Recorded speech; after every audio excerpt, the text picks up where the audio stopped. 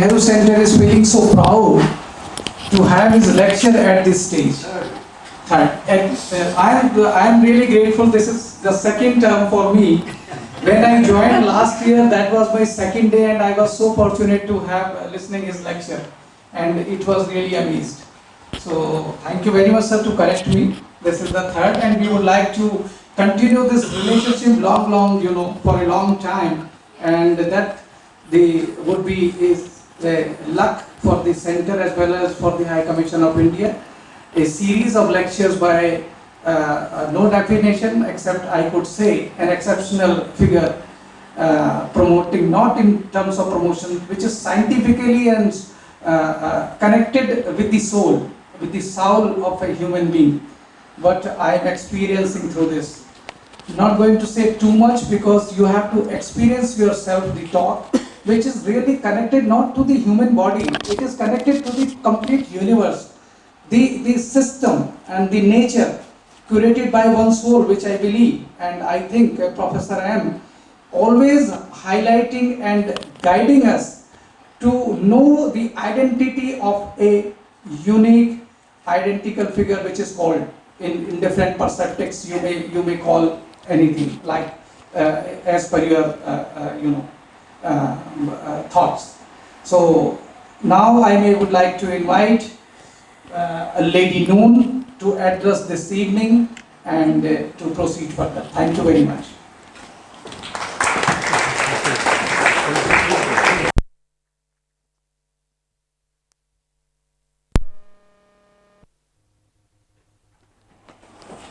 Good evening, and thank the Nehru Centre, Hare Saab and Archana Pradhan for organizing this evening and welcoming us here. I think I'll invite the speakers on stage before I introduce them. So Shri M, Lord Stone and Dr. Jude Currivan, if you could please come up on stage.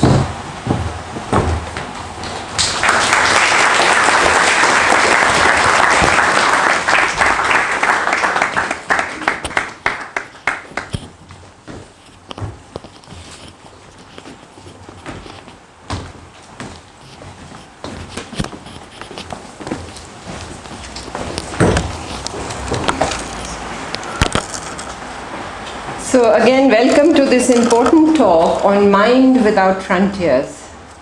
Shri M is a yogi, spiritual master and social reformer who will give us some insights into how to transcend the limitations of our mind to find happiness and the freedom that we long for, even though we cling to our own chains. Many of you already know Shri M and have read his books, including his amazing autobiography, Apprenticed to a Himalayan Master. By his own example, he teaches us a way of being in the world, to live for others, to live in peace with the earth, and to live without attachments. At the age of 19, he secretly disappeared into the Himalayas without leaving word for his mother, and he returned only 4 years later. Those were transformative years spent with his guru, Sri Maheshwaranath Babaji, living in Himalayan caves and being initiated into the wisdom of the ancient rishis and being trained to be a spiritual master. He travels all over the world, giving teachings and also leading a walk of hope in different parts of the globe. In 2015-16, he led an epic walk of hope up the length of India over 16 months, and 1,000 years earlier, Adi Shankaracharya had similarly walked up the length of India. His Satsang Foundation runs many charitable projects for education and employment, and his Manav Ekta mission promotes the oneness of humanity.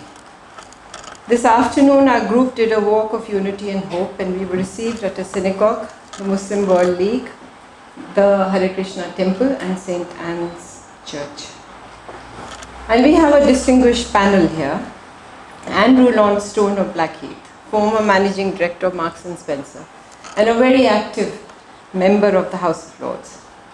His directorships and projects are too long to list and include climate change, the Forgiveness Project, lead Nepal Parliamentary Mindfulness Committee and the Yoga Committee. And he still finds time to meditate daily. Obviously, he has more than 24 hours in the day, unlike the rest of us.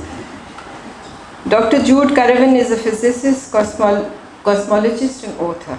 She grew up as the daughter of a coal miner and journeyed far in more ways than one, having visited over 70 countries. First as a businesswoman and later to work with the traditional wisdom teachings. She integrates leading-edge science research into consciousness and to create a holistic worldview. And she is a member of the Evolutionary Leaders Council that includes Deepak Chopra and Jean Houston. So now I invite Sri M to give his address.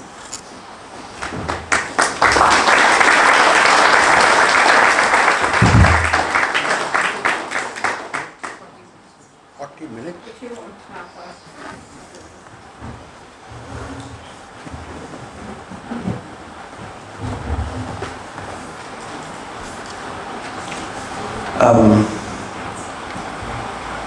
First of all, my thanks to Nehru Centre and the people in charge and the people who run the center, and for the evening to come listen to me. Could have been doing something else, of course. So, namaskar and good evening. Shashikar. Oh, I forgot to say salam. The subject today is mind without promptness. It's not so easy to talk about mind without frontiers because we all have some frontiers. Usually all our minds have some frontier or the other. Although we would like to break the frontiers one by one and expand our mind. It's an uphill task. But theoretically we can discuss about it. And then the first step has to be taken by the individual. So, I am going to start with an old story. I'm very fond of this story.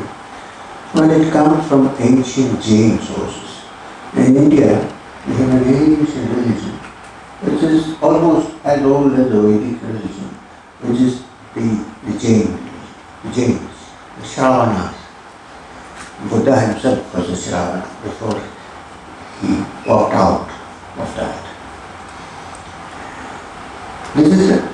The origin is there, but there was a great Sufi who lived somewhere in Turkey, Konya, who adapted the story and made it simple for people to understand.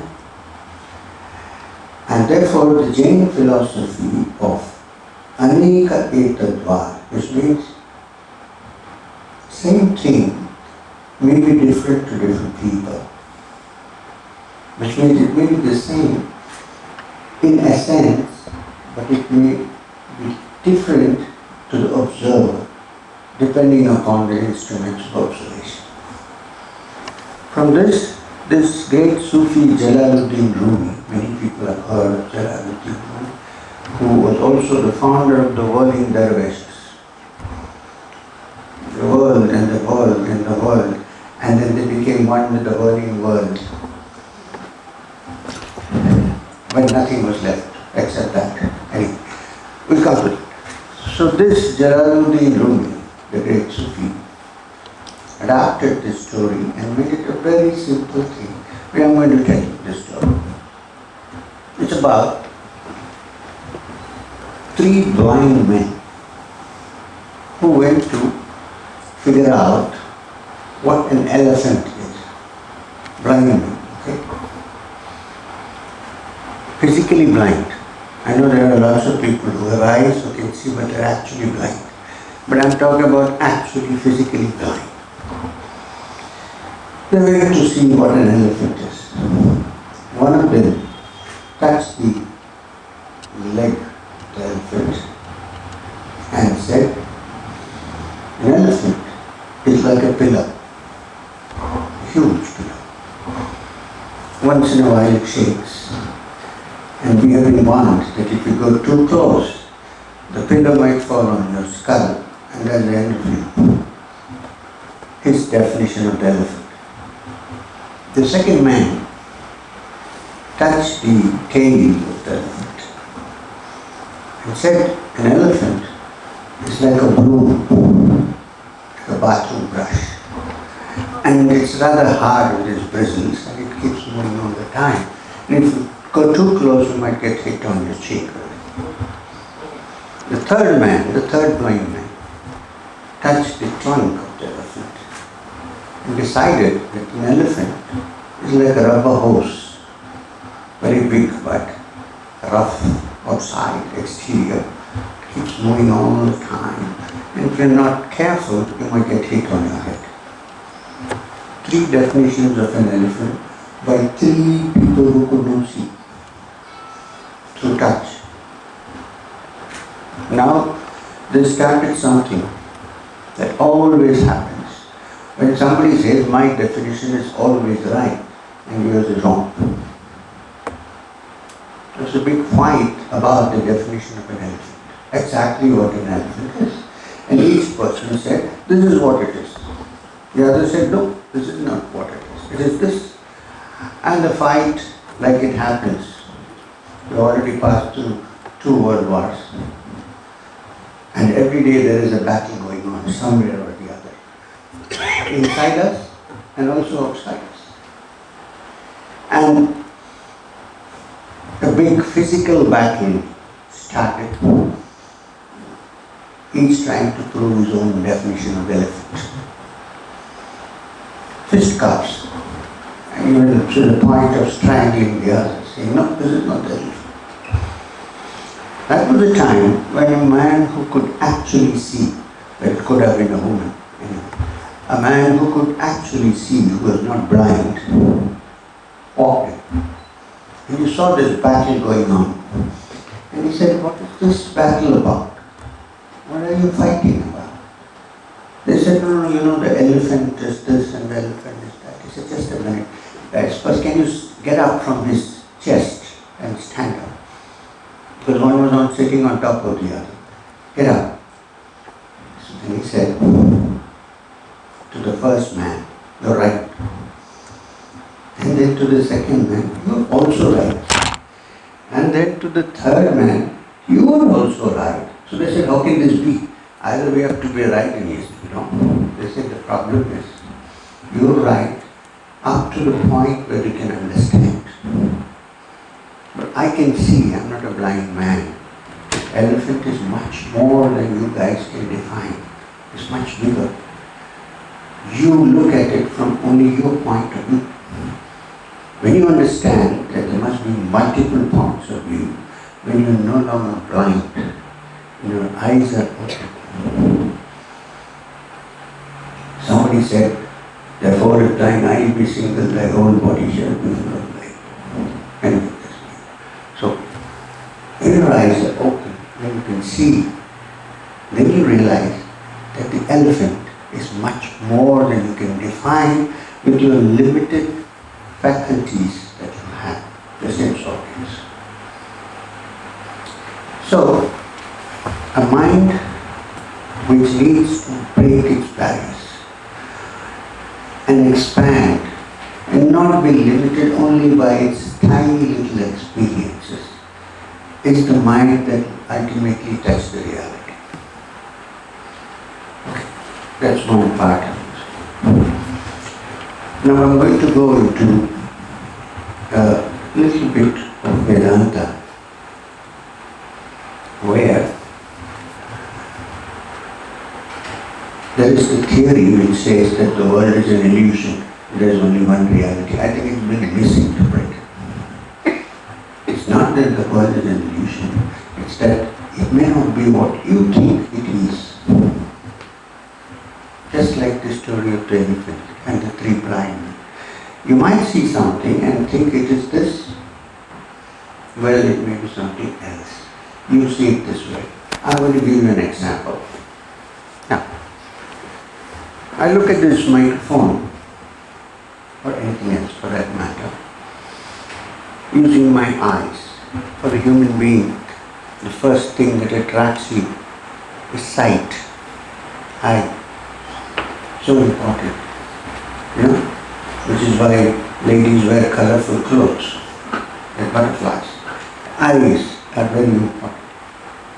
And when I see this microphone with my eye, I see it in a particular shape. Right? You also see the same shape. So you say this is the shape of the microphone. Have you thought about why we see this as this shape? Well, the microphone exists, there's no doubt. Is it as you see it, or is it as I see it, or could there be a different way of looking at the same microphone? Example. Now, I have a particular kind of convex lens in my eye, and most of us are born with the same kind of convex lens, a particular kind of lens. And therefore, I see this in the shape. Now, what if I had an instrument of perception which had a different kind of lens? What if I had? Don't say you don't have. Well, the common housefly has a compound eye, many eyes. How would it see the shape of this microphone? Maybe completely different than what I see. So, the shape that I see is dependent on my instrument of perception. The eye in this case. As Alexander Pope, the great poet, said, the difference is as great between the optics seen as the optics seen. When the optic changes, what you see changes. So which is absolute? Is there anything absolute? This is what I think.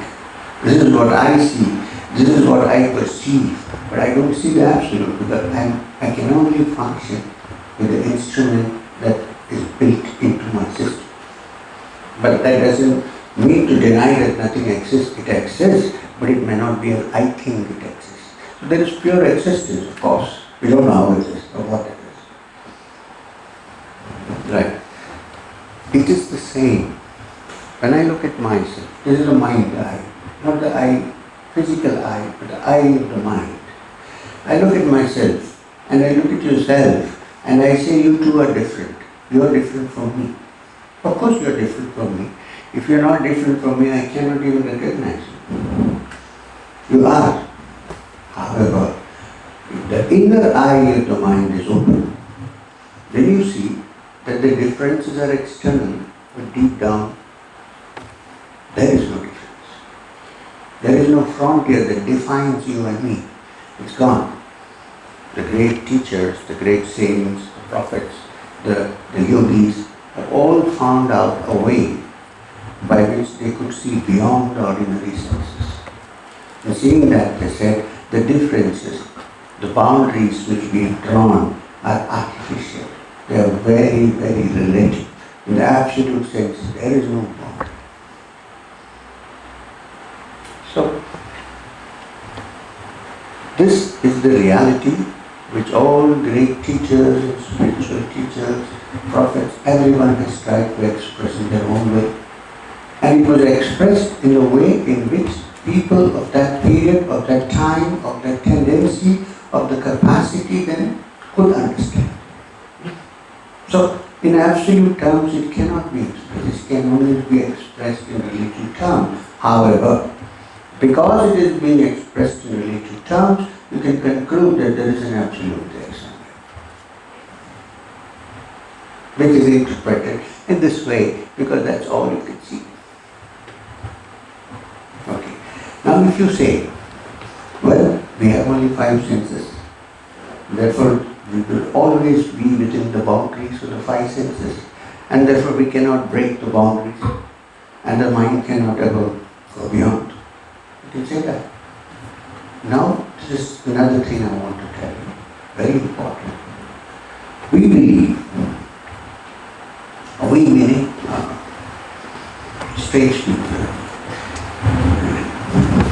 Somebody says you're a nut, so nuts. We believe that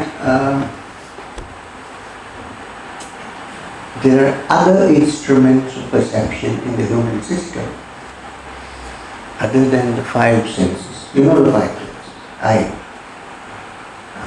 ear, nose, tongue, most dangerous thing. Two reasons why it's very dangerous. The tongue, you can create problems in 2 seconds. You just have to look at somebody and say you're an idiot, finished. And the other is, tongue is the one that really tells us taste. We think we love food mainly because of the taste. From thousands of years, Solomon's ships came to Kerala to get pepper. Why? Taste. And salt. Taste. Very important. So, these are the five senses. We are saying, the rishis have said, the great teachers have said, well, many tests, some obscure tests like the Kabbalah, for instance, have said that there are other instruments of perception in the human system. You can also say other parts of the brain in the human system which are not commonly used, which are not required for our existence or even for highest of thinking. And they are usually latent and not active. And when these hidden instruments of perception can be activated, your world changes, breaks its boundaries and expands. First from small to big, then to infinity. So is there a physical proof for that? Is there something we can really do, apart from the techniques? We won't look into that right now. Yes. I call this civilization we have here the frontal lobe civilization. The frontal lobe is expanded with the result that some other parts of the brain, which used to be functional at one time, have been shut down. To a great extent. They are open, of course, but one side. The other is another example, very concrete example. 80 years ago, not very long ago, I'm only 69, but 80 years ago, under the pituitary gland, inside your brain, my brain, your brain, there is a little ductless gland, the endocrine system which has no ducts. It's a very important part of our system. It has no ducts by which you can identify. But the pituitary, for instance, is a master gland among them in the endocrine system. When I say I'm happy, what's happening is the pituitary injects or releases a little bit of serotonin or dopamine into my bloodstream, and I'm happy. What if I could adjust it myself? So meditation, there are different kinds by which you can adjust this voluntarily. This is involuntary. Wellness factor. Basically, source is chemical. Okay. Under the pituitary, there is a little gland, ductless gland, which is called the pineal gland. If you draw a line straight from here, inside, and straight from here down, to meet, to probably meet, somewhere there that the pineal gland is. There is a tiny little thing shaped like a green chili sitting there. 80 years ago, medical people said that it's a useless organ. not very long ago, 80 years ago. It's a vestige organ. You know what is a vestige organ? It's just there, nobody knows why, waste. Like the vermiform appendix here. It's a vestige organ. And then 75 or 60 years ago, somebody discovered that it's a very important organ. What does it do? It produces a chemical, a hormone called melatonin. Now, melatonin is that which controls our sleep and waking cycle. In medical science, it's called the circadian rhythm. When you switch off the lights and it's dark, pineal gland puts a little bit of melatonin into your bloodstream. It's nice. Either you're sleeping or in samadhi, whichever. Many people, they think they are in samadhi, they are actually sleeping anyway. So,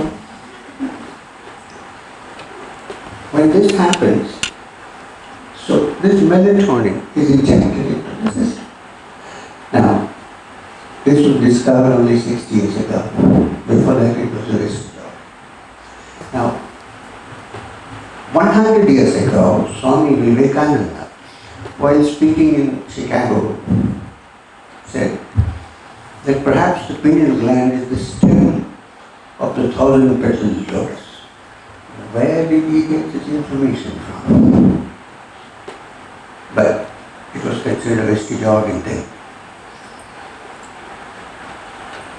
So what happens when you discover this? Now in Vedanta, 4 states of consciousness are described. It's very interesting. The smallest Upanishad is the essence of the Vedas. The smallest Upanishad, the whole Upanishadic literature, is something called the Mandukya Upanishad.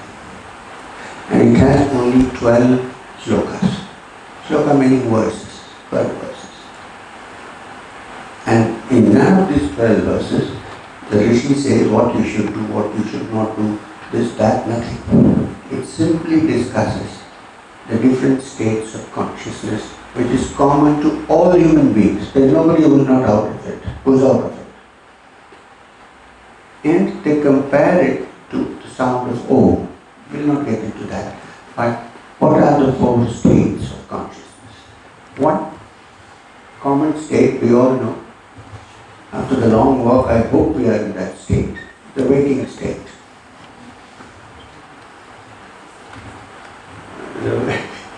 Waking, I'm sure Lord's told it always. Waking walk, so amazing name, so much energy. Maybe meditation. So, waking state of consciousness. In Sanskrit, it's called Jagrata, the state of being awake, common to all humanity. There's nobody who doesn't have that. Right? I hope so. The next state of consciousness is Swapnavastha, the dream state. Now, the dream state is also common to most people, to all people. Not most, all people. We all dream, right? Night dream, day dream. But we are talking about the night dream now, not the day dream. Now, in this dream, what happens is very interesting.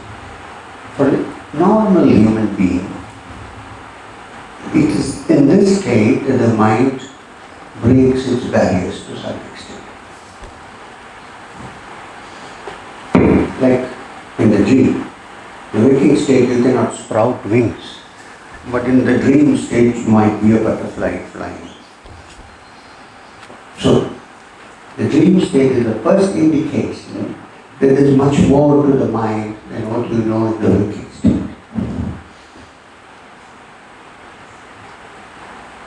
In a dream, suddenly you wake up. There was an ancient story in India about a king, a great king, who went to sleep and dreamt that he was a beggar. Janaka, the father of Sita, he dreamt that he was a beggar, suffering, no food, And then he woke up. And he was still lying in his luxurious bed in the palace. The thought occurred to him, am I a beggar or am I a king? Because when I was a beggar in the dream, it was so real. I really was suffering. I was a beggar. Now I wake up and say, well, I am a king. What if this dream had stretched for a long time without me, without my voluntary control? I would have thought I am a beggar all along.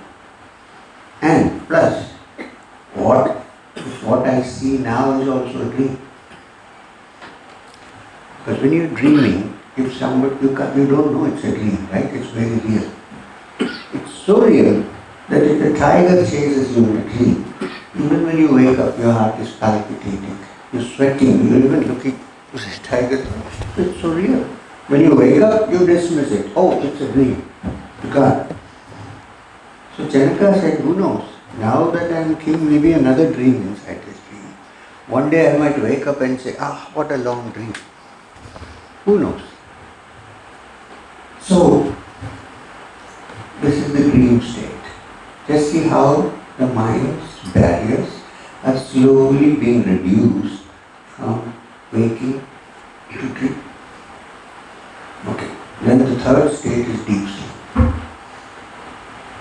Yogi describes, calls it Shushupti, total sleep.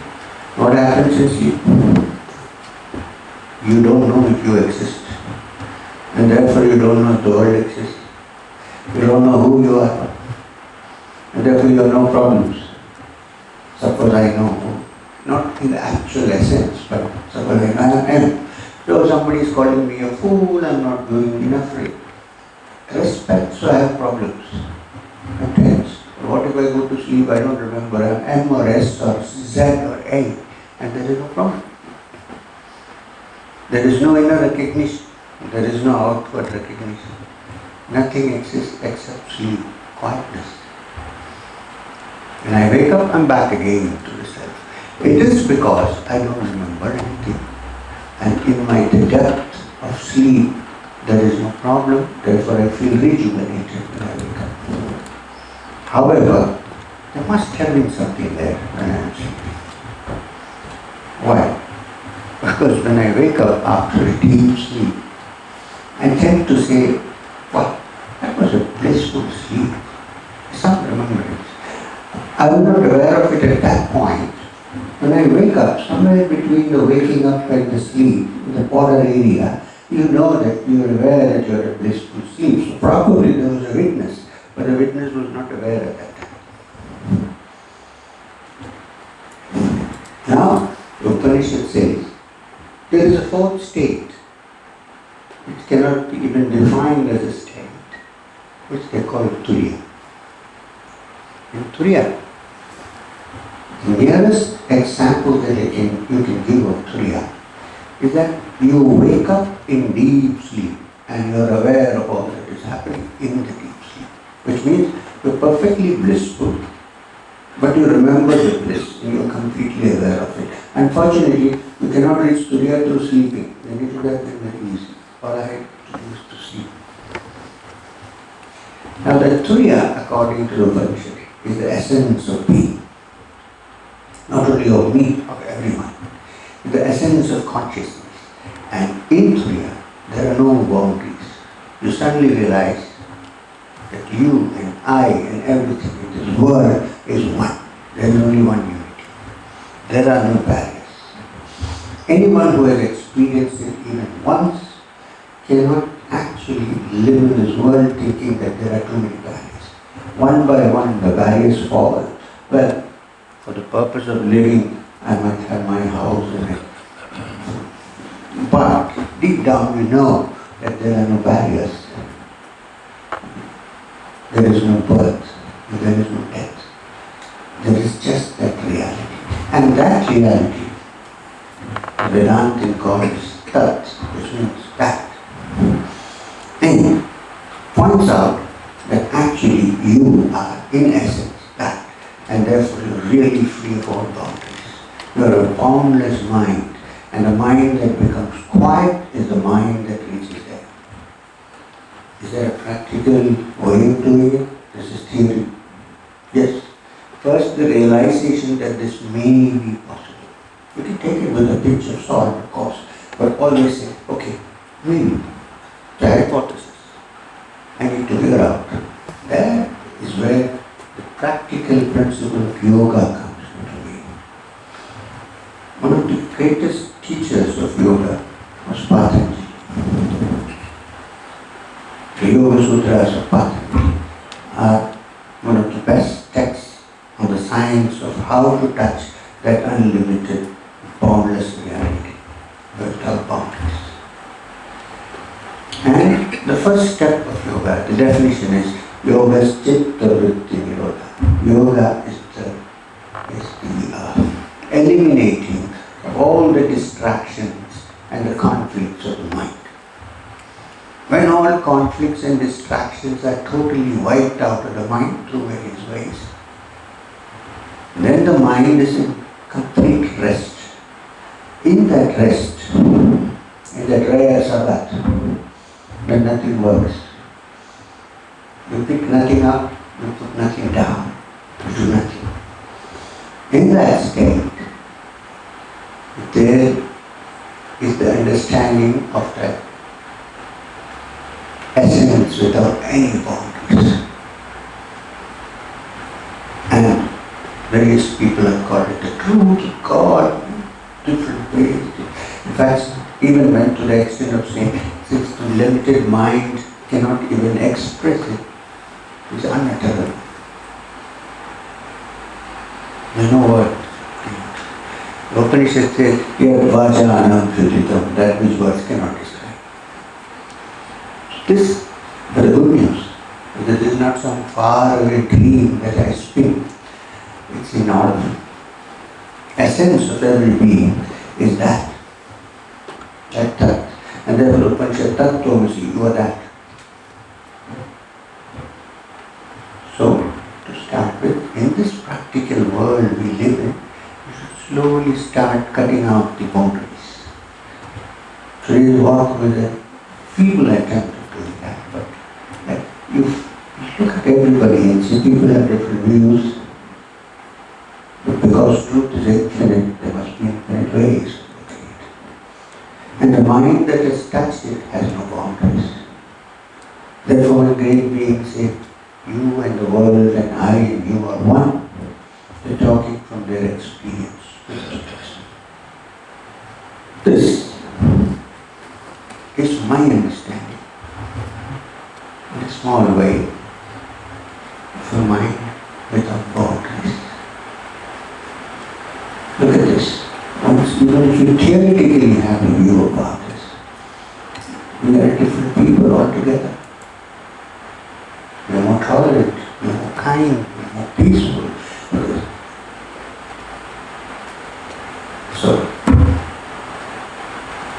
I rest my case. Thank you. For the jury now. Thank you very much. Namaste.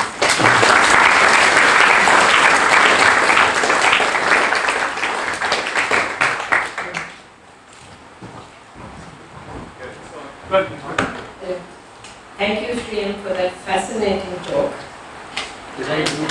You did very well. Yes. And before I invite Lord Stone to speak, I'm just going to tell you that if you have any questions, please write them down and we ask the panel to answer as many as they can before time runs out. So, Lord Stone.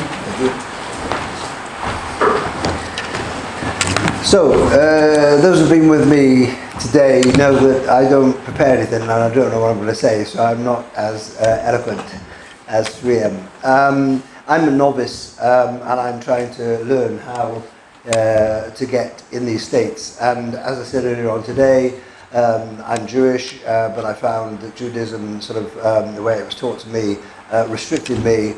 And it was in the 60s and we were doing Buddhism and Hinduism and various other things, and also smoking hash. I found a way of getting to a higher consciousness And the way I would describe it is that I was expelled from school when I was 15 because I was dyslexic and dyspraxic and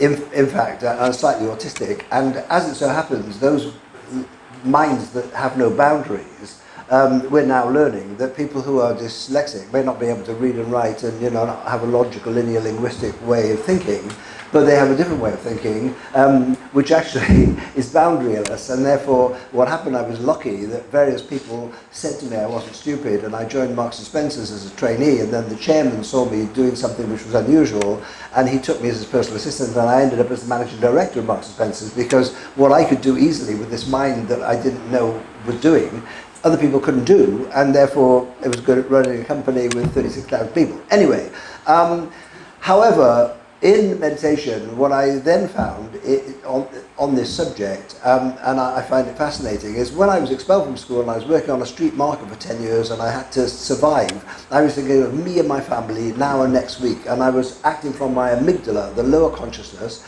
and thinking, right, I'm gonna stay alive. But it only gave me pleasure for weeks. And also I felt there was something missing. And when I joined M&S, then the chairman then, Sir Marcus Seif, who was a very, very enlightened man, started to talk to me about, intellectually, about the fact, well, in fact, he quoted Hillel, a rabbi, which said, Andrew, if you act only for yourself, you have to act for yourself, because who else would? But if you only act for yourself, what are you?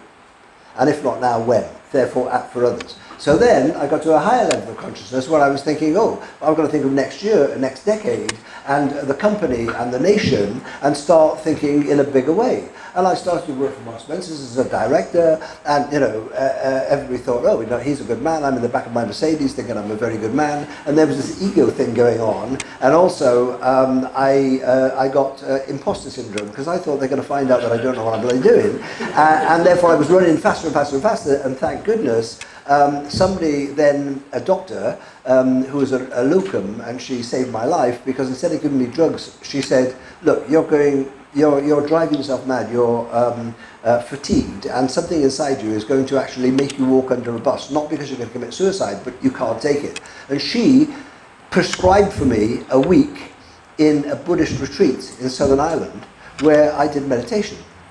And after 3 or 4 days of meditation, I realized I was driving myself mad trying to sell more knickers. And that in fact, the world is like this. And I got to this higher consciousness where but I could only do it when I'm meditating, when I realized that the real satisfaction is to do everything you can for all beings, for all time. And this is the state. And so I started to learn how to meditate. And when I'm meditating, that's how I am. I'm one. Unfortunately, as soon as I stand in front of people, I start performing like Andrew, and I come back down to the other. And so I wanted to wonder how I could sustain this. Now, we happen to be here in a house connected to India, and what happened 20 years ago, I was very lucky. I was at some event, and I met Daddy Janki, who is the spiritual leader of the Brahma Kumaris in Mount Abu in Rajasthan. She's 103 now, and she invited me to go to Rajasthan, and I went there for about 4 weeks, and then she taught me how to meditate at 4 o'clock in the morning, how to sustain that during the day. But she also actually told me something else, which we haven't had mentioned, and I just want to mention it because I know I don't have 40 minutes, I only have 5 minutes, but it's really interesting to me when we look at all the various people we went to see. There is a state of consciousness we're talking about, but also talking about peace and love. Now, besides being dyslexic and dyspraxic, I had an unfortunate childhood and there was a bit of abuse, and I didn't understand love. And being Jewish, if you go to a synagogue and they walk in, their type of love is, Andrew, I haven't seen you for ages, where have you been? What have you been doing? Some of their love is to tell you off. And when we went to that Buddhist place just now, we went to the Buddhist place and they were all, doing love, but did they love us? They said, no, we haven't got time for you. So they loved the universe, and then there was a great deal of love with the Ravi Shankar people, but it was sort of, love of joy or whatever. So there's all these different types of love, but what happened with the Hindu, with the Brahma Kumaris, is when I was in Mount Abu, I went to pick up my meal. They're vegetarian. I went to, have a tray, and they plopped some food on. I went, oh, and they said, what? I said, oh, sorry, I don't eat that much. It doesn't matter. So he said, no, that looks awful if you've got too much food there. Let me give you another plate with less food. So they go, and I thought that's really good. They really felt for me. So then I went down and I ate my lunch, and then I went back and I said, is there a sweet? And I put it in. So they said, no, we have fruit. I said, no, sorry, okay. So I went back and I got some fruit and there. Anyway, then, later on in the afternoon, I went for tea, and somebody came over and said, are you Brother Andrew? So I said, yeah. So they said, you were asking for cakes or biscuits at lunch. We've made you some, right? And so, Daddy Janki, you know what they do in the Brahma Kumaris, they give you drishti, they channel love from the universe and give it to you through their eyes, which is what the whirling dervishes do. When they're finished whirling and they've got rid of themselves, and in fact inside each one of them is God, they then look in each other's eyes and they see God in each other instead of the other person and something that's different. So what am I saying? What I'm saying is that I think that the route to having peace, harmony, love and no borders is, yes, to go through some form of mindfulness, whichever route we take. But you must also not use this mindfulness just to be able to be more efficient or to, as a palliative. You should use it to be able to find and understand that we are all one and we should love each other. Thank you.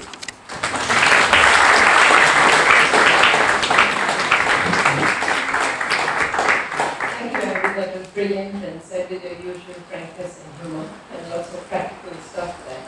And can I invite Jude, Dr. Currivan, to address us?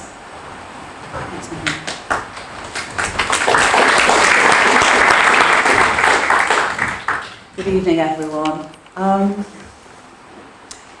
Ishavasram idam saram. The Supreme Being is everywhere here, in the movements and the non-movements. So let go and enjoy. Those are the words of Sri M's wonderful translation of the Ishavasra Upanishad. And for me, I've been very fortunate in my life because I began to walk the adventure of that experience of oneness when I was 4 years old. As Mohini kindly said, I'm the daughter of a coal miner in the north of England. And yet, from a very early age, I looked at the stars and just knew that what I was experiencing in my small but loving family and environment was a tiny part of a much greater whole.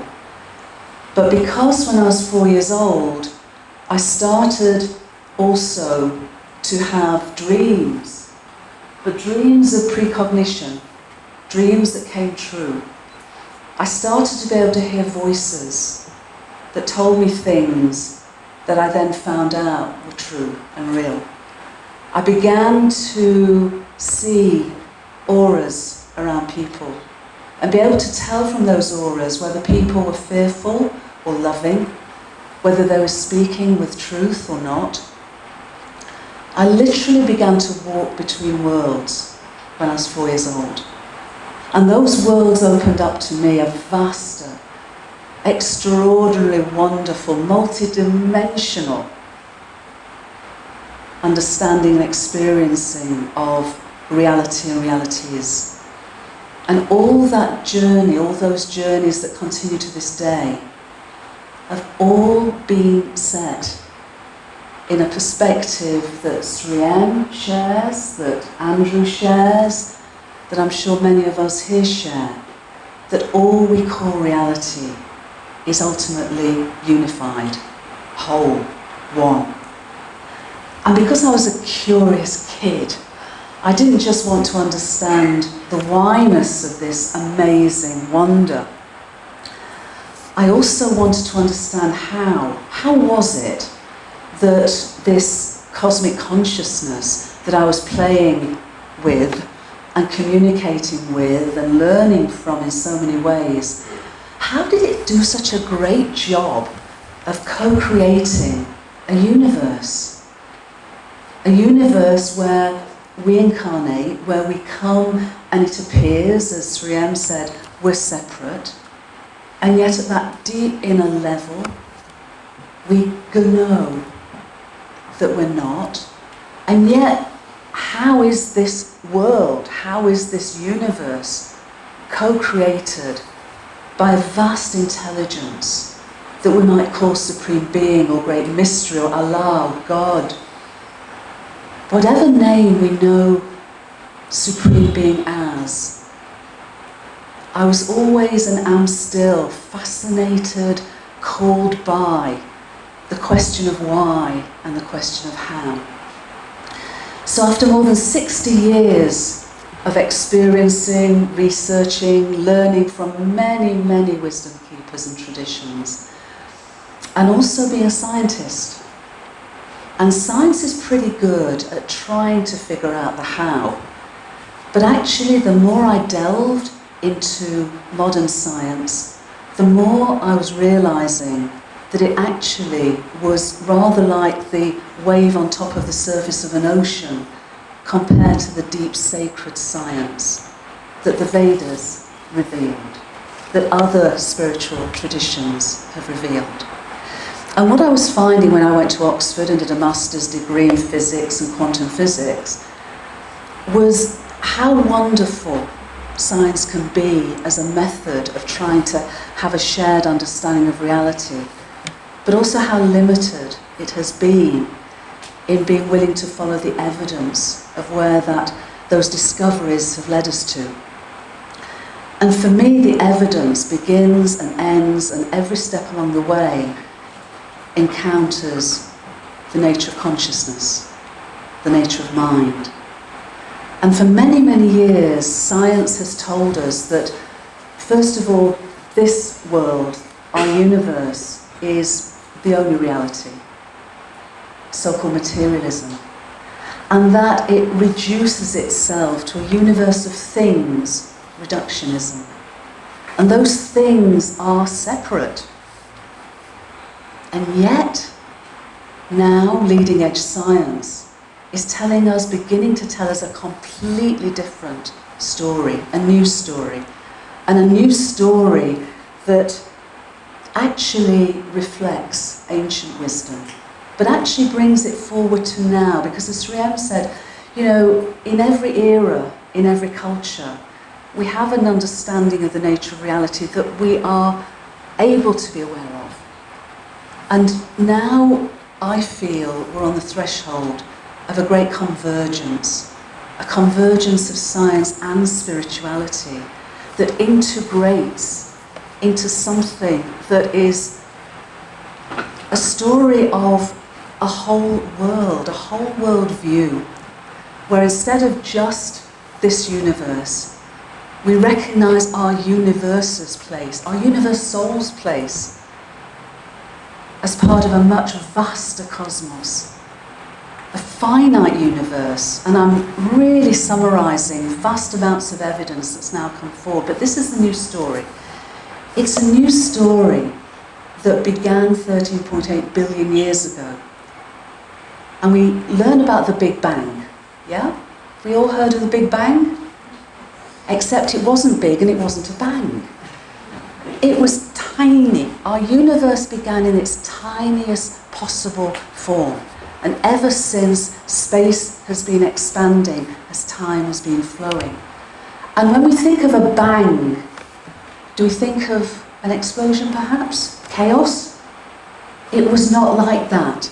We now know that it was far more like an ordered, meaningful, big breath, an out-breath of space that continues and continues on beyond today.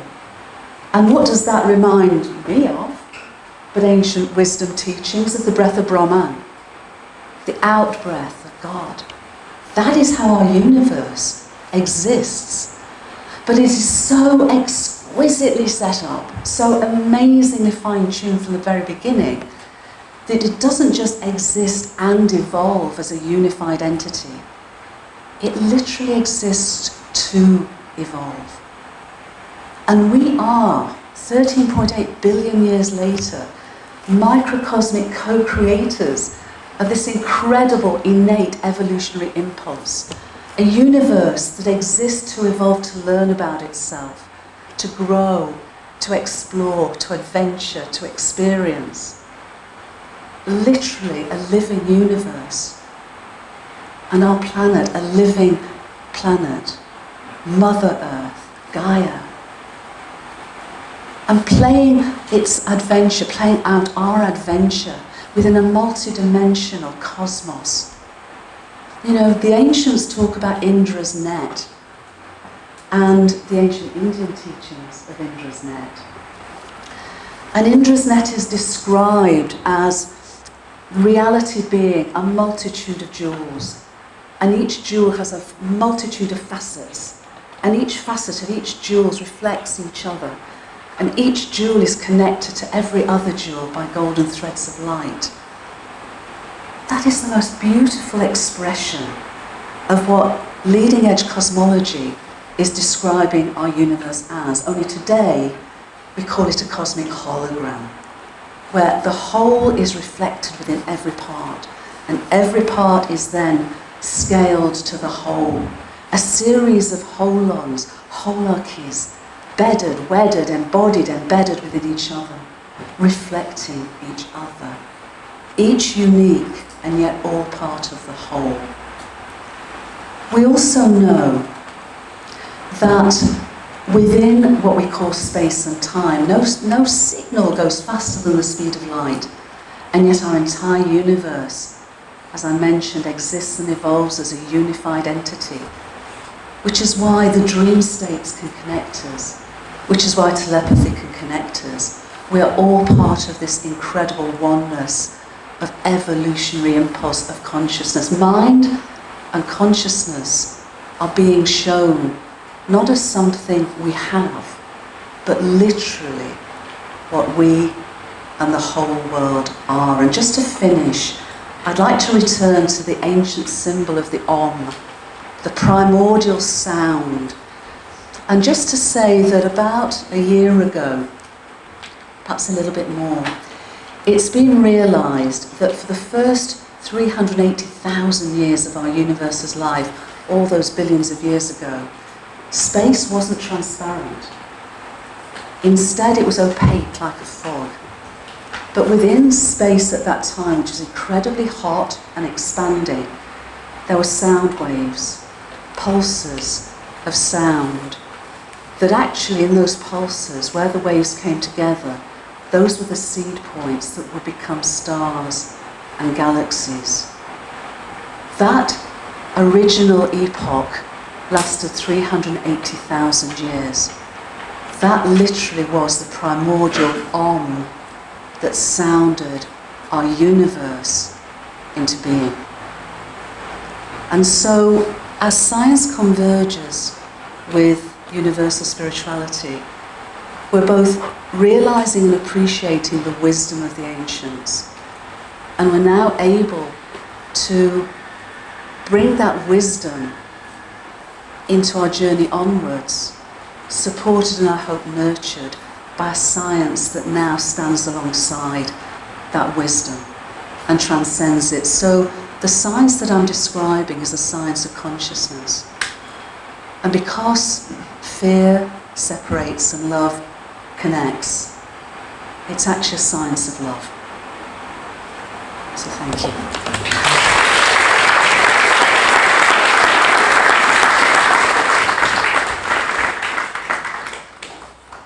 Thank you, Jude. That was amazing. And bringing science and spirituality and insights to those of us who are not quite so familiar with this. That was great. So I invite any questions, please hand them over. Any written questions. Meanwhile, would you like to make a vote?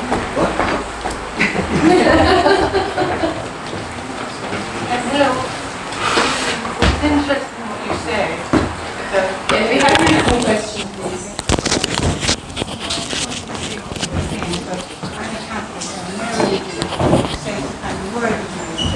Or it's the sound. You know, now we know what for it. The sound. I just wondered if that is Absolutely. tradition also said in the beginning was the word, and then came the light, because when everything cooled down enough, space became transparent. So the word, and then there was light.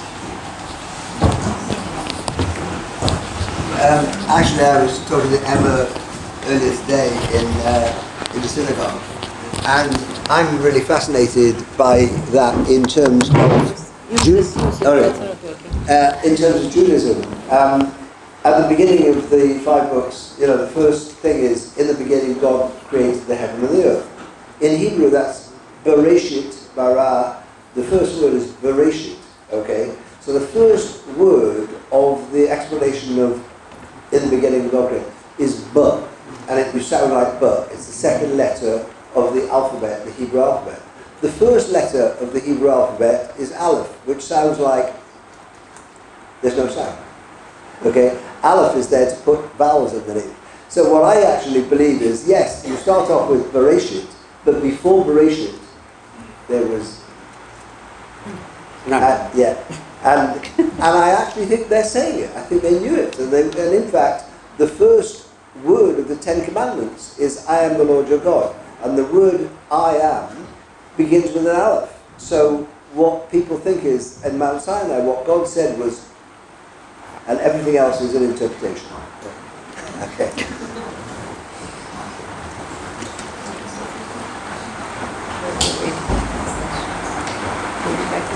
The question is, should I take the microphone down? Yeah? That's great. No, we asked for Have you got one? Right. There is one. written questions. Written? So the theme is mind without barriers. What is the mind? Is it a collection of thoughts? Is it personality? Or is it consciousness? So what is it that has no barriers? And what is it that experiences all the states that have been described? I was trying to pass a tough question. Anyway, actually, it can be simplified. The way you approach the understanding of the mind can be simplified this way. We normally cannot conceive of the mind without thought. When you say mind, there is thought already. So one of the definitions of mind is a collection of thoughts. Now, these thoughts must have originated somewhere, and they must end somewhere. And usually it goes in a cycle. One thought ends and another begins. Right? Okay. And we're looking at it from, this is not a linear logic, it's a little bit of fuzzy logic. So let's keep this thing here. So, normally we cannot conceive of the mind without thought. When there is no thought, there is no sense of what the mind is. Okay, next. A parallel thing I'm going to tell you. Can we think? Can we normally think without a language? Anytime we want to think, there is some language, right? I can't think without a language. If I'm not thinking in English, I'm talking in English, thinking in Hindi. So, for every thought, everything that we think about, we need a language in which we are grounded, from which we have originated. We need a language. Language is important. So the question is there a thought without a language? Yes. Feelings, when you're heightened feelings of emotion, you don't actually need thought there. But you then express it in thought and then it becomes a language.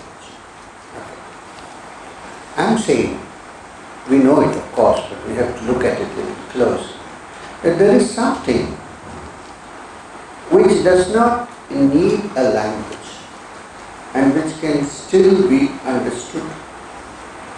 The example is music. I'm not talking about lyrical music with the lyrics, but pure music. Let's say somebody is playing a flute, or someone is playing the guitar, or someone is playing Beethoven Symphony. You don't need to know any language. Well, the one who plays may have his musical language, but we don't need any language. We enjoy cutting across all language barriers. We enjoy the music. This is some example of thought without a language. Right?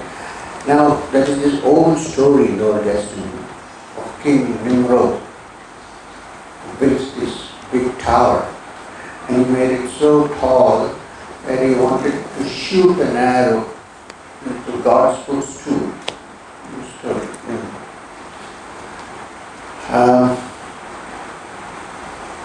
And then he did it. And then he went up and shot the arrow into God's footstool. And God punished him. Now what was the punishment? Thousands of people who came to build the tower, before this happened, they were all communicating with each other without a language, perhaps, or there was a common language. As soon as this happened, everyone started talking in different languages. So there was what you call when you speak in different languages? People started babbling, the Tower of Babel.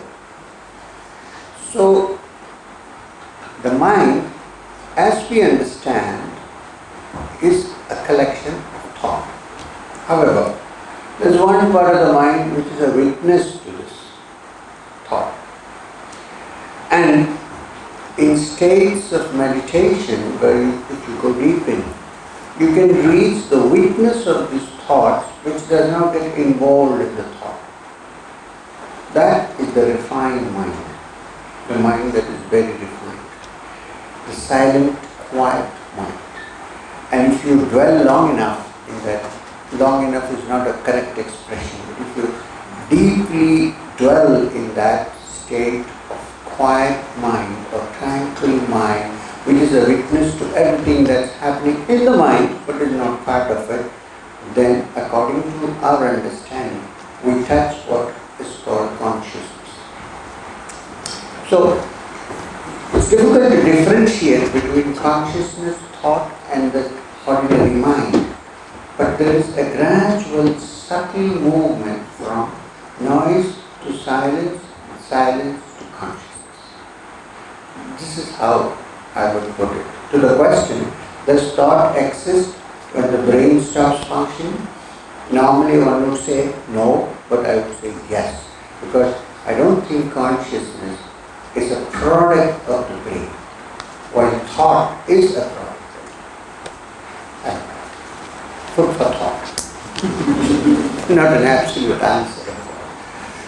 Sriyam was talking about language. What we're finding in science now is that in all our technologies we use digital information. And digital information is just ones and zeros in long, long threads. So we can describe a name, we can describe a table, we can describe an image, all in those patterns of ones and zeros. What we're now finding is that for our universe has a universal language, and it has two letters, 1 and 0. So what we're finding is that more fundamental than the appearance of energy and matter and space and time is in formation. And so mind and consciousness, and we're not talking about human consciousness only, we're talking about the entire consciousness, the entire mind of a universe soul is expressed, articulated through this amazingly simple as could be language of ones and zeros, whether it's through the laws of physics or whether it's the formation of a leaf or a planet. So this is what's coming forward, and what this is showing is, as Sriyam said, mind and consciousness are fundamental, they're foundational. It's not just human consciousness, it's the mind of a cosmos where universes are great thoughts lasting billions of years.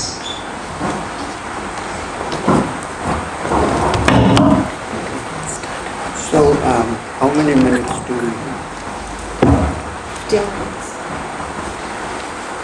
So there are many questions here. I don't know if we have time to address all of them, but one of them is, how did ego sprout out of cosmic soul? Sorry, how? How did the ego come out of the cosmic soul?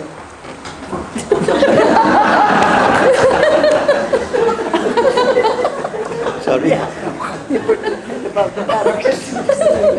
Dangerous. I have no idea. But, okay, as I've ever expressed this before, but I happen to be reading a book about trees. It's amazing, the secret life of trees. And I had no idea that trees, deliberately are in forests. They look after each other, they communicate with each other with smells through their root system. The big trees have the seeds that grow underneath them, and they actually cover them so they don't grow so fast. So they don't grow tall and thin, they grow short and fat. So so they're looking after their young. They've got fungus that, and in fact, if there weren't any trees, the magnetism of the gravity of the world would be different. They're the longest living species. They're all over the world. And I was reading this, and I was thinking, they're really clever. They're cleverer than we are. And I wonder what it's like to be a tree. And do they know this? When it's then started to. When I was reading the book, I thought they'd work this out. Well, how do they work it out? It just sort of happened to them. So then I thought, well, what about me? My life just happened to me. And did I really make it happen? No, because these things, if I tell the story of my life, this person met me, then that person met me. So in fact, the difference between us and trees is we have acquired this sort of self-consciousness, and this self-consciousness tries to understand what the hell's going on, and it's not very good. Anyway, so that's just a thought. But the other thing I wanted to say in trying to explain that question and all these other questions is all of the wisdoms say exactly what has been said. You can't say it. It is not in language. So therefore in the Tao, there is the Tao, can't be called the Tao. In Judaism, you're not allowed to say the word of God. The reason you're not allowed to say it, you must take the Lord's name in vain, is because if you start talking about it, then you come up with some of a theory which is not true, because it is ineffable, because that state is ineffable, you can't speak about it. And even David Bohm, who was a great quantum physicist, realized that physics would never be able to understand what the universe is doing because it's simultaneous and multifarious and a single brain in a logical and linguistic way, and he tried to create a new language. And then he found out that the Blackfoot Indians, Chief Littlebelly, Blackfoot Indians, he talked to them because their language is in verbs rather than nouns. And ours is in nouns, this is the table, this is me, this is you, and everything is separate. Actually, he then realized he's Jewish, and Judaism is also, Hebrew is also in verbs. But anyway, I'm going on. You see, there's my ego, right? Where'd you go from there? May I say something, a little bit more on this? I don't know if more or less, but the question is, how did ego sprout out cosmic soul? And someone who wrote it has also written Jivas below that, which means the limited soul, the human soul, in Sanskrit. So, what I want to tell you is that I'm going to tell you a story. Apparently somebody went to, this is Buddha's story, not mine. Someone went into a mango garden to eat mangoes. And a hidden man somewhere, archer, fired an arrow at him. It hit him in the chest. He fell down. And there was pain, excruciating pain. And the Buddha's question was, what would you do first in this situation when you have the excruciating pain and the arrow has hit your hand? Will you take it out first, or will you lie down there with the arrow and try to figure out what is the origin of this? Who hit this? Because by the time you find out the origin, you might have gangrene, you might die, you'll never find the truth. So the first thing to do is to remove the arrow and get rid of the pain And then perhaps you can figure out the origin of the arrow in the same way. I think it's futile to find an answer to something like this through our ordinary logic, which means how. The fact we should remember, we don't know how, but it has sprouted. Well, we don't know how the ego has sprouted out of the cosmic soul, but it certainly has sprouted. Ask anybody. Don't we have egos? So it has. So ego is a reality and it has come out. So perhaps when you go back and look at the cosmic soul, you might be able to figure out how the ego sprouted out from there. So our first step would be how to find the cosmic soul. Then you have an answer to how the ego came from there. And the cosmic soul, if there is a cosmic soul which has some kind of a personality, probably also says I. God says I, and so on. So that thing has come in a small way also into our being, which is our ego. So when this little ego is kind of subsided, then perhaps you see the big ego, which is not ego as we think it is, something else. Perhaps. So give it thought.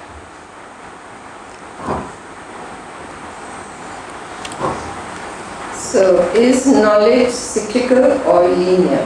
Are we still evolving? What do you have to say on Darwinian evolution? I wonder if you'd like to take it through. Thank you. For me, the problem with Darwinian evolution, as it's often understood, is as the survival of the fittest. And that evolutionary model talks about random mutations.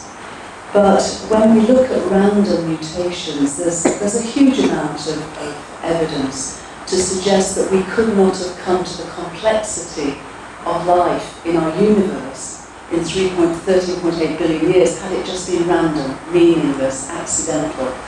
And what we're now realising and discovering is that there is profound meaning and an evolutionary impulse within our universe from simplicity to complexity. And it's a journey of ever more individuated levels of self-awareness. So I would add to what Sriram and Andrew have said, is that perhaps the ego is a level of self-awareness on an individual level within this evolutionary journey. And what we're now remembering, because our ego sort of had its adventures, but it's gone to the extreme of materiality, that we're coming back, but beyond. So that the me is beginning to expand again into the we and the all as a process of remembering who we really are. And that, I would suggest, is the evolutionary process that we're all part of. And as microcosmic co-creators of our universe's journey, we're at this amazing pivotal point. Because as we were saying, all of us today, we're in a time of breakdown and breakthrough. We're in a time where the old caterpillar of human consciousness is perhaps emerging or able to emerge into the butterfly of our next chapter of evolutionary movement. And so, because we're realising that our universe has meaning and purpose, it's not about random mutations. It's about coherence and this journey from simplicity to complexity. Does that answer? Thank you. A friend of mine asked how to embark on the spiritual journey as I don't have any experience of God.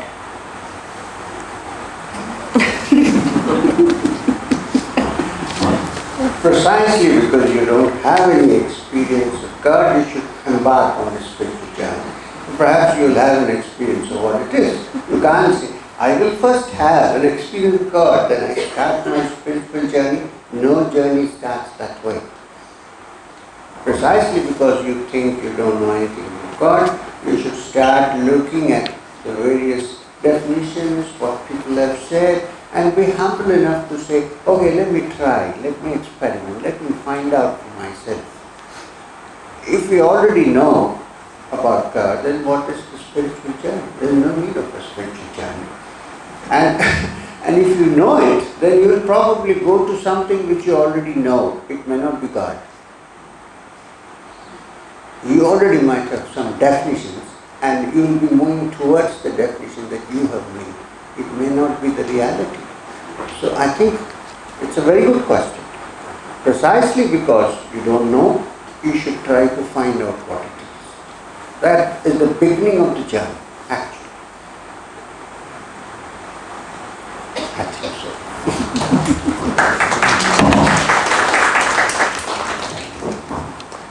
Okay.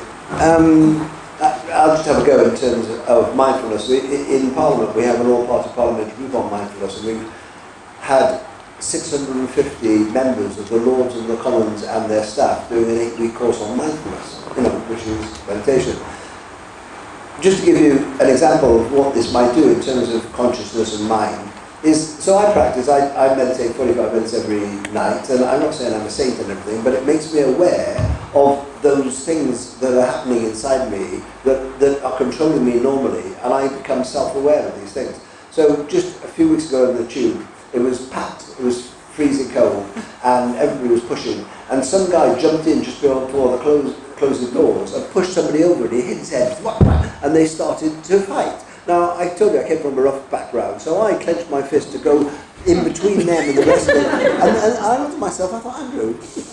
So I did a prayer. And then I turned around to the rest of the Tube and I said, look, it's a really tense morning. Why don't we do 3 mindful breaths? Really? And they all laughed. And I went, right, ready? Everybody breathe in. And they did. And everybody like you laughed. And then the men laughed and it stopped. So what I'm saying is that this is not a religion, but you would think if you saw a person do that, wow, this guy, is like close to God. Now, I'm not close to God, but what I'm saying is, that if you start with this mindfulness and be conscious of what's happening and why you're being driven and why you're angry and why you're angry, whatever. So you go into this mindfulness and then you will learn in all of these wisdoms that there is this meditation and there's prayer and there's chanting and there's Om and whatever. And then you can choose your own, and there's a whole variety, and wherever your culture comes from. I've tried to escape from Judaism, as I say, and I've been through all these others, and now, as Isaac knows, I'm coming back to realize that it's actually in Judaism, but I ran away, and all that I'm saying is actually in Judaism, but you have to have a rabbi who, a guru who's teaching you properly. So my recommendation is find a good mindfulness teacher, and to do with yoga as well, because your body has to be ready, for the chakras to be loose enough. And if you do some yoga and some mindfulness, you would then be on your way to be able to find something. Okay?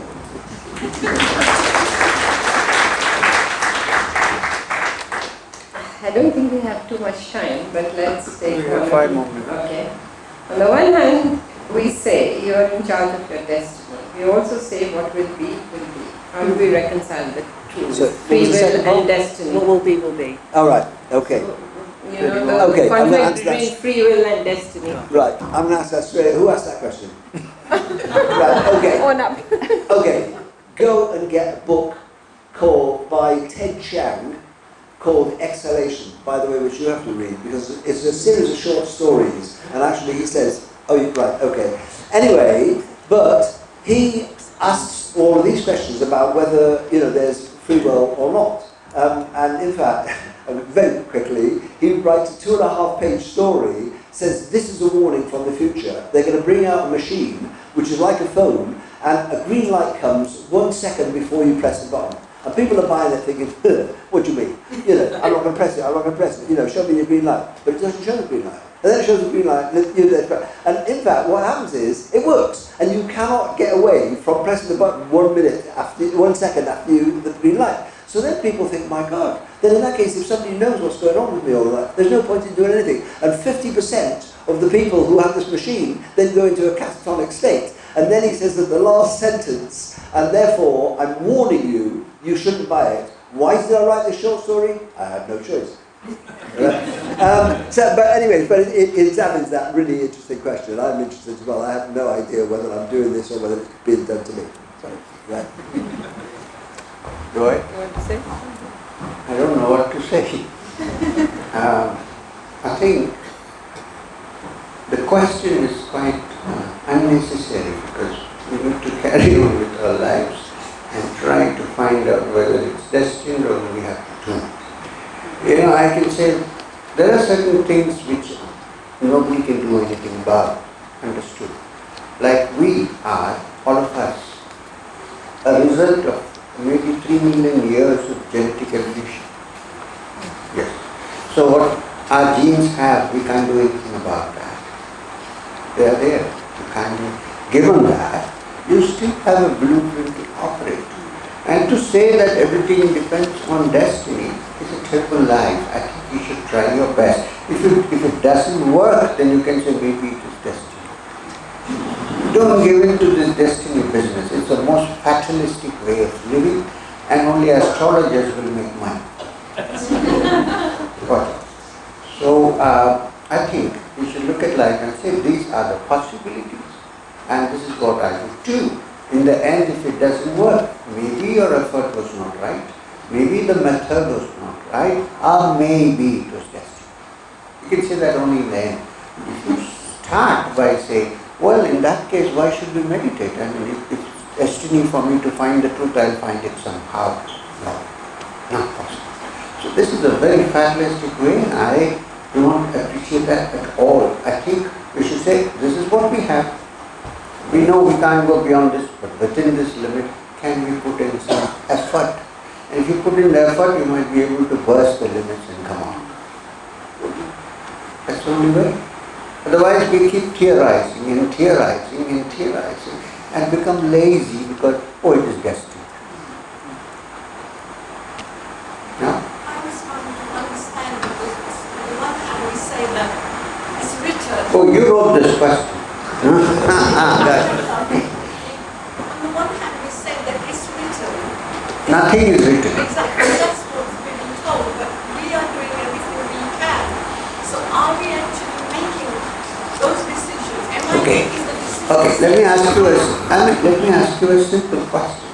If I'm hungry, would I wait for destiny to drop the food on my lap, or will I do something about it?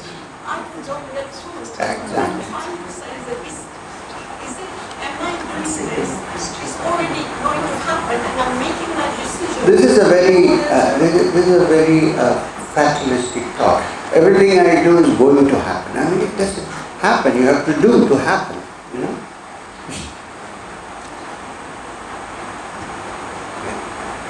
That's what I think. I worked very hard. I just like to add that I agree with Sriyan. All the evidence we have says that the future is not written. That there is perhaps a fuzziness about potentialities crystallising into the now, but that our choices are our choices. The only thing perhaps I would have from a personal perspective is I've learned over many years that if I align myself with the flow of the universe, it's much easier than trying to impose my will on things. To just have a sense of, and that's where what Andrew was saying, and Sriyan was saying, is so important, because when we go into that inner place of mindfulness and connection, over time we sort of get a sense of what feels right and what's flowing through us. And my experience is when we go with that, we take on this incredible journey of discovery, and we actually flow with the universe rather than trying to fight against it. So I think we'll make this the last question. Before I wind up, what lives from one life to another? That's if rebirth is true. So say that again? What lives on from one life to another? Right. Okay. And the last caveat of that question was if. If What? If rebirth is true. If rebirth is true. So let me tell you something. For me, rebirth is true. I cannot prove it to you. There's no way I can prove it to you. But I think if you follow procedure, like I did, you can probably find out for yourself that there is rebirth. If there is rebirth, something must be living after the body dies. What lives after the body dies is something for us to discover. From my understanding, there is a disembodied consciousness which exists even after the body is dead. And it comes back again, depending on various circumstances. And if it is freed itself while in this life of all the desires, then it has no need to come back. It rests in its own happiness. But then when I said this, somebody told me, but I want to come back. Up to you. If you're still not tired of life, it's up to you to come back. But then, when one day the situation is such that you're pressed from all sides and you're miserable, you might one day say, I don't want to come back to this world. Till then, you would like to come back. That's great. You should come back. Enjoy your life. I would enjoy idli and sambar. Enjoy your life. And then if you really feel tired and you don't want to come back, we are saying there are ways to do that. You don't have to. I can't prove about past life because for me it's a reality. I have lived through it. I have understood it. I feel it's as real for me as I'm sitting here and talking to you. How can I say no to this? I can't. But how can I prove it to you? I can't. Yes, there is one proof. If you are ready to follow step by step the various procedures that are prescribed in spiritual practice, perhaps you might discover for yourself that there is something that survives the body. That's about all I can say. Those two questions, the question before and this one, nearly drove me mad once because, this thing about coming back, and then I thought, so if I got to that sort of fifth bardo where I was really scared, I thought, oh my God, I better come back and learn some more.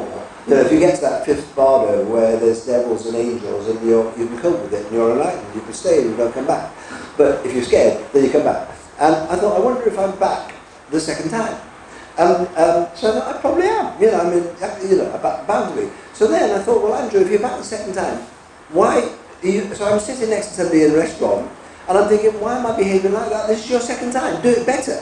And I'm thinking, well, I can't do it better, I don't know how, because it's me doing it. Well, maybe I am upset. And so I was having this conversation, trying to be better, like now.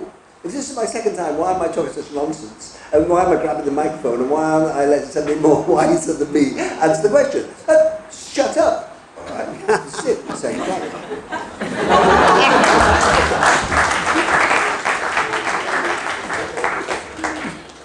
Crisis. I'd just like to perhaps end with a story about the continuation of consciousness after the death of the physical being. And I too experienced reincarnation, so it's my personal experience as well. But this is a story of a friend of ours who passed over a while ago, and we were invited to a funeral. And it was about a week after he passed over, and the funeral was happening, and I went to the florist to get some flowers. And as I walked into the florist, I heard our friend's voice very clearly say, roses. So I went, okay, we'll take some roses. And then I was looking around and the word yellow came in. So, okay, yellow roses. And I looked at this beautiful bright yellow roses and I got, no, cream rose. But instead of roses, he said cream rose, a single cream rose. And I thought, this is going to be so embarrassing. If we show up at the funeral with one flower, it's not terribly good. But anyway, he was really insistent, his voice was very clear. So we got the one cream yellow rose, and took it to the funeral. And as we walked into the funeral area, his widow was there. And I got very clearly given, just give her the cream rose. So I did. And I could see her eyes just filled with tears, I thought. And we didn't have a chance to speak at all at that time, but after the funeral she came up to us and she told us the story. I'm saying us, not the royal we, my husband Tony was with me. When they were married, her husband would, every Friday, to show his love for her, bring her some roses home. And every Friday he would bring her 11 red roses and 1 cream yellow rose. When he passed over, she couldn't feel his presence. She was feeling desperately lonely. And this was the way he could show her that he was still with her and that he's had his consciousness, he had continued beyond the death of his body.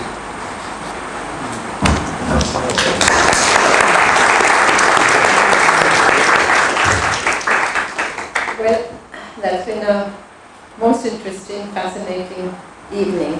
And when people say, Gare Saab, you have a question? Before you close this session, I would like to experience, share my experience, one of my dream experience, because it was related to Sri M. And I really would be grateful if you could guide me. This is a very small story happens with me. My father died, passed away many years ago. And after his death, I saw a dream. I'm just, sharing with you. Okay, my father came into my dream and he is wearing all white clothes and he told me while I came, it is a true, that I am going to take your mother with me. And that's what I say in the dream, yes, you can take.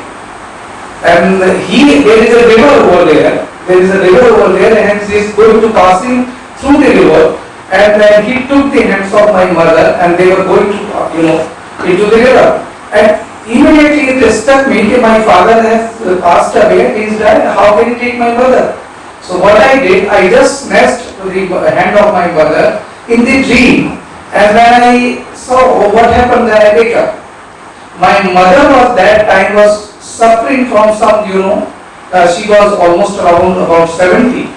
And then I wake up. And after a period of time, you believe me, my mother was okay. And she survived around 16 years more. And I was in Mauritius that time, then she was going to pass away. And my mother called me before 5 days and okay, I am going, something is happening with me. Can you come over to see me? As soon as I went over there and she passed away. So what was that kind of, how do you guide me what exactly it is? Either dreams or the subconscious, or it is an imagination of your lifestyle, or do you think, or what is it? Thank you. Sometimes it's possible that you get a message in a dream from someone who you love or who is so intimately connected with, which expresses their desires and their feelings. So this is one example. You probably will, I'm sure you're very close to your mother and father. So their minds are linked to yours in some way. So in the dream, she probably wanted to tell you that I'm going. Can you come fast? I mean, these things happen. It's not something that is in your imagination. Yeah. And imagination also is not bad. Sometimes imagination is good. Please remember Einstein. Imagination is more important than intelligence.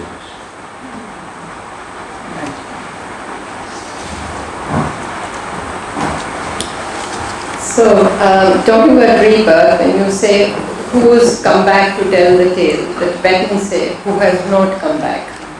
And the Dalai Lama meditates on death every single day, so when it happens, he's familiar with the process and he knows what's going to happen and he can pass through it. Many important points have been made today, and I think one of the things that I was highlighted is that we are at a very important evolutionary point in our history. And this, coming together of leading edge science and ancient wisdom, when we are on the threshold of spirituality and science. And the fact that if the universe began with a gentle, soft breath and it's expanding, then our consciousness is expanding with it.